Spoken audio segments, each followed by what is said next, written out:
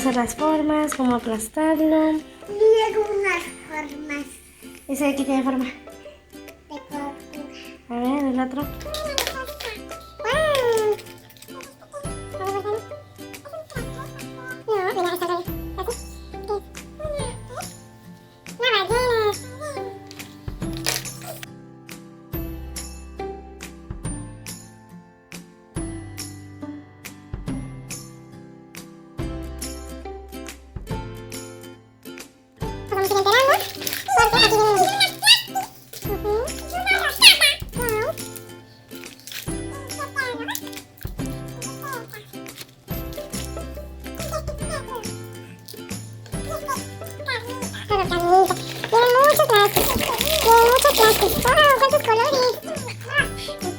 Y mira la tapita que trae. Trae formas. Las formas y te las puedes llevar. Te la puedes llevar, muy bien.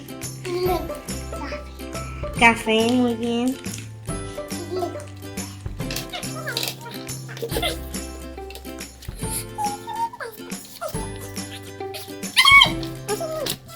No, eso que vamos a revisar. Si son suaves o duros. Si se pueden estirar, vamos a conocer. ¿Es bolita? Ok. Sí, bueno, la consistencia es buena. Se sienten como las masitas, no se sienten duras. Se parten bien. ¿No? Entonces podemos hacer bolita. Bolita. A ver qué tal.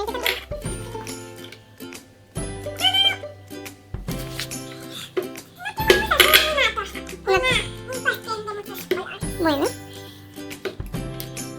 Bueno, a ver. Mira, aquí hay unas instrucciones para que hagamos una tortuga. ¿Lo seguimos?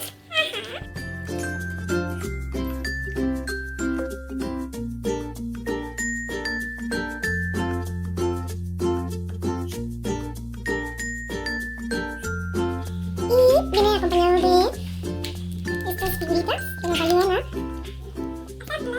hacerlas, exactamente. Entonces, por ejemplo, aquí está la cabeza.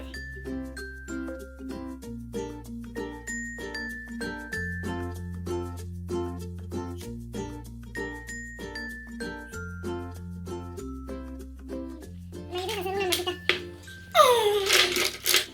¿Qué voy a hacer?